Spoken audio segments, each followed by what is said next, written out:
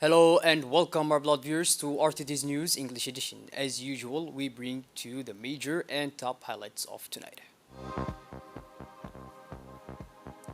Consultation meeting on employment prospects in the building and public works sector, Ministry of Labor. And on the international scene, patients at Shifa Hospital in Gaza are at risk. Those were the major and top highlights. Welcome back to our newsroom, our beloved viewers. The President of the National Assembly, Daleta Mohammed Daleta, today hosted an IPU training workshop for parliamentarians on gender equality and monitoring the implementation of law against violence against women. The workshop aims to build capacity on gender equality and its integration into parliamentary work. During the debate, parliamentarians reminded the experts of many achievements in favor of women's rights in Djibouti.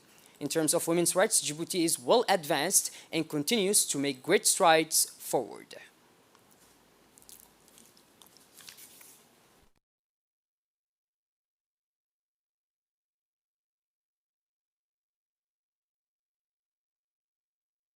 And Professional Integration organized a consultation meeting this morning at the Sheraton Hotel on employment prospects in the building and public works, also known in short as BTP sector. This important event was attended by the Ministry of Labor, Mr. Umar Abdi Said, the Minister of Higher Education, Dr. Nabil Mohammed Ahmed, the Minister of Housing and Urban Planning, Mrs. Amina Abdi, the President of the Chamber of Commerce, Mr. Yusuf Musa Dawale, the Secretary General of the Ministry of Labor, as well as company managers and executives.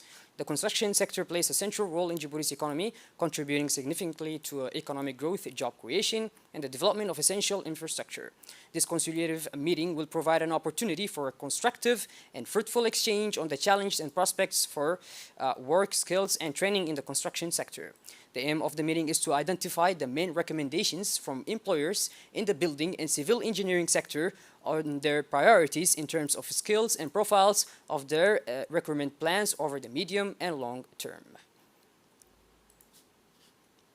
The United Nations Population Fund closed today at Sheraton a strategic planning workshop on the national gender policy for 2023-2030, organized in partnership with the Ministry of Women and the Family. The meeting was attended by the Ministry of Women and Family, Madam Muna Usman Aden, the Director of UNEFPA, Madam Aisha Ibrahim Jama, and several officials from the Ministries of Education, Health, and Women. During the workshop, several points were discussed with the participants, such as the education of young girls and their health, as well as guaranteeing equality between women and men for equitable access to development opportunities, which will enable us to best respond to current social challenges in a dynamic coordination of policies and programs aimed at guaranteeing women's rights. On this basis, it should be considered as a reference and orientation framework for the actions of the government and its partners. The first communication workshop on the conservation of marine biodiversity ended this morning at the People's Palace. This workshop, which was organized by the Ministry of Environment and Sustainable Development in collaboration with PERSGA, aimed to raise awareness among the public and government stakeholders on the problems and issues linked to illegal fishing and fishing gear, and to bring to their attention the project activities. The Republic of Djibouti has 372 kilometers of coastline where there are important natural ecosystems such as mangroves, bays, coral reefs, wetlands, bird sites, and freshwater systems.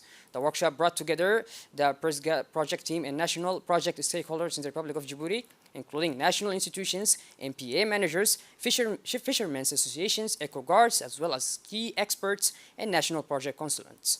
At the end of this event, several points were raised and debated concerning the conservation of marine biodiversity, recalling certain legal arsenal campaigning in favor of the protection of our marine biodiversity, as well as the contribution and improvement of conditions of life of the population who use this marine environment set up by the Ministry of the Environment. Culture sector. We are aiming to improve the sector in Djibouti. Part of the activities of the project is to conduct communication workshops. The communication workshops is aiming to engage the different stakeholders into the project activities and listen to them, get feedback so we can improve the project activities that is going to be conducted in Djibouti, inshallah. After the launch of the indoor spraying campaign last week in Ngela and the commune of Bal'os, the Ministry of Health, through the Directorate of Priority Programs, has just launched the indoor spraying campaign in the Arhiba district, chaired by Mr. Samatar Kayat Gele, coordinator of the Malaria Control Program. Striving towards the reduction of malaria mortality and its elimination by 2030, it is with this in mind that the Ministry of Health, through the National Malaria Control Program, is increasing its efforts to combat malaria. Through several actions such as indoor spraying of residual and spatial spraying, destruction of larval breeding sites, and aerial spraying. Remember that indoor spraying is carried out as part of the implementation of the 2023-2024 National Strategic Plan to combat malaria. This is how, for the fourth consecutive time, the spraying campaign is taking place in 6 districts, namely Ngela and FMP, Arhiba, Section 4, Section 5, Section 6, and Section 7 of the communes of Bel'os from November 5th to December 5th, 2023. The sub-prefect of the first arrondissement, Abdi Hassan, the sub-prefect of the second arrondissement, Hayabi Gidid Hared, and the sub-prefect of the third arrondissement, Fatuma Ibrahim Ali, together carried out an environmental protection operation in the Jebel district. The capital sub-prefecture officials carried out this operation in conjunction with the Djibouti Ville Road Authority, which plays an active role in protecting the capital's environment. With the arrival of the cool season, insalubrity and environmental degradation are determining factors in seasonal illness and fatal diseases such as malaria. With this in mind, the various sub-prefects of the capital launched an appeal to the population to preserve the environment in their neighborhoods. The health and well-being of our fellow citizens depend in large part on the preservation of our environment, they unanimously stressed. In a memorable event at the Justice, Djibouti witnessed the swearing-in ceremony of 12 new magistrates during a solemn audience. This decision group is made of the first class of justice auditors from the National School of Judicial Studies who completed their training in the July 2023, known as the Abdurrahman Sheikh class. They have successfully passed their exit exams in July 2023. These individuals were officially designed magistrates by presidential decree dated October 18. The list of accomplishment individuals includes Mrs. Muna Yusuf Umar, Habsa Ahmed Bahdon, Fathiya Ismail Awale, Matlida Mugib Nasir, Nastehu Boni Abdi, Anisa Sheikh Ibrahim, Hibu Ali Muhammad, Maryam Mahmoud Haj Ali, Maryam Farah Sharif, Hamza Bari Umar, Saad Ismail Umar, and Yasin Saeed El Tere. This event takes on particular significance as never before has Djibouti witnessed the inauguration of such a large number of magistrates in one go. This monumental occasion not only highlights the commitment to strengthen the judiciary but also marks a key moment in the nation's legal landscape. The ceremony was honored by the presence of the Attorney General of the Republic, Mr. Jama' Suleiman Ali, legal personalities and family members of the new magistrates. The solemnity of the occasion was palpable as each magistrate took an oath pledging to defend justice and the rule of law in Djibouti. And these magistrates began their judicial journey. Their integration sets presented for the future of legal practices in Djibouti, reflecting a concerted effort to strengthen the judiciary with a new wave of qualified and dedicated professionals.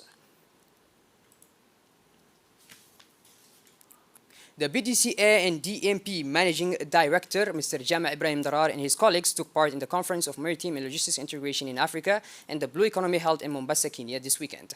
The conference is planned and co-organized by PAMESER, the Kenyan National Chamber of Commerce and Industry, the Kenyan Maritime Authority, the Intergovernmental Standing Committee on Shipping, and the State Department of Shipping and Maritime Affairs in Kenya. The event is being held under the theme Unleashing the Potential of the ZCLEF by Rethinking Regional Shipping and the Blue Economy for Improved Connectivity. This with the mind transformation initiatives undertaken by the port to ensure port efficiency and challenges faced in achieving sustainable port development in the region. The initiatives ports can take the support of our facilitated regional maritime competition, and finally how ports in the region can work together to ensure the successful implementation of the regional maritime transport policy. As part of its ongoing training program, the Tajurra Medical Hospital Center today hosted a training course for paramedical staff. In view of the fact that diarrheal diseases are on the increase as we enter the cool season, the Ministry of Health is organizing a refresher course for its staff. The training organized by WHO experts for nursing staff is an assist. The two-day course will cover the management of diarrhea in children, adults, and people with special needs, such as diabetics, hypersensitives, and pregnant women. The training is provided by WHO experts with the support of the Chief Medical Officer. The Chief Medical Officer emphasized the importance of provision and, above all, community involvement in preventing diarrhea outbreaks. The Ministry of Health urged the population to redouble their vigilance during these periods when or fecal transmitted diseases are on the increase. He added that this training is being extended to the community to raise awareness. In a recent spectacle raid, the mobile team of the Tajarrah Customs Brigade under the leadership of Ismail Ali managed to get their hands on an impressive quantity of qat amounting to 6,100 kilograms. This large-scale operation was made possible thanks to the close collaboration with the armed forces of the Tajarrah region.